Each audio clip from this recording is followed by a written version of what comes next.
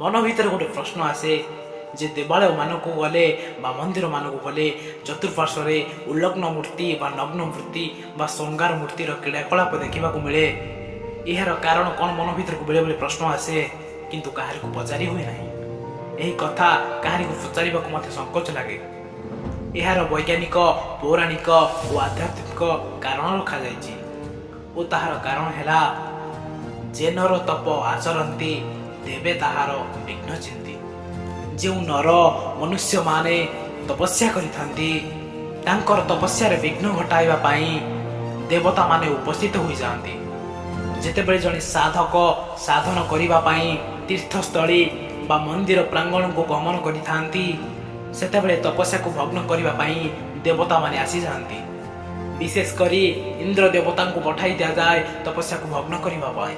एही भली कथा जेतेबेले साधक माने जानिबा को पाइले जे आम तपस्यार विघ्नता हेउछन्ती देवता माने सेतेबेले से माने तार कारण खोजिबा को लागिले।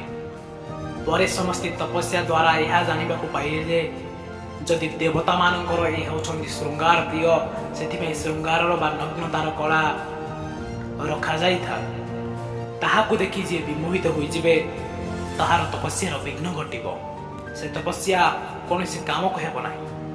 यह पर साधक मानकर स्वप्नादेश मंदिर प्रांगण में नग्न मूर्ति और श्रृंगार मूर्तिर विभिन्न कार्यकलाप निर्माण है। से बेठारु देवता माने विघ्न करने को आसती।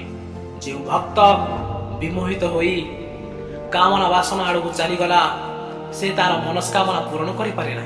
अन्य पक्षरे जे विमोहित न होई सत् मनरे ठाकुर पाखक जाए ताहार मनस्कामना पूरण होता है।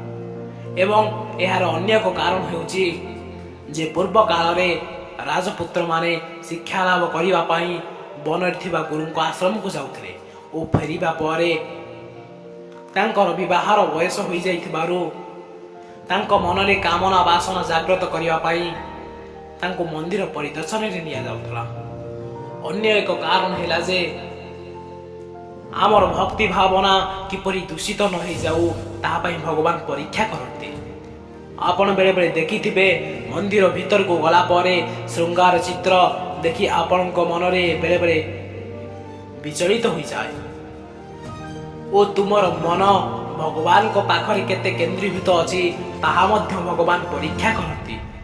आपण जदि से उल्लग्न मूर्ति को देखि विमोहित हो जिवे आपण को भीतर भक्ति किछि रहिबो नाही, ज्ञान किछि रहिबो नाही, आपण अज्ञानी हो जिवे। सही समय रे जदि आपण भगवान को देखुथिबे सेतेबेले नारीर चिंता आसुथिबो यौवनर चिंता आसुथिबो आपणकर सेतेबेले कोन भक्ति होई परिबो ना महाप्रभु को भल भाव रे दर्शन करि पारिबे। सेथि पाई महाप्रभुकर ए मध्य गोटे परीक्षा अटे। सेथि पाई परीक्षा रे जे सब देखिले मध्य भगवान कर पाखरे निजको समर्पण करि पारे से ही महाप्रभु को प्राप्ति करि पारे। ओ खास सेथि पाई मंदिर प्रांगण रे नग्न मूर्ति रखा जाइसी आमर उपकारिता पाई कोनोसी अपकारिता पाई नुहे आमको शिक्षा देबा पाई सुरास्ता देखाइबा पाई। संसार भीतर रही मध्य महाप्रभु को प्राप्ति पाई नग्न मूर्ति रखा जाइसी कोनोसी अपकारिता पाई नुहे बरम आमर उपकारिता पाई रखा जाइसी। आशा करे आपण यहाको भल भाव रे बुझी पारिथिबे।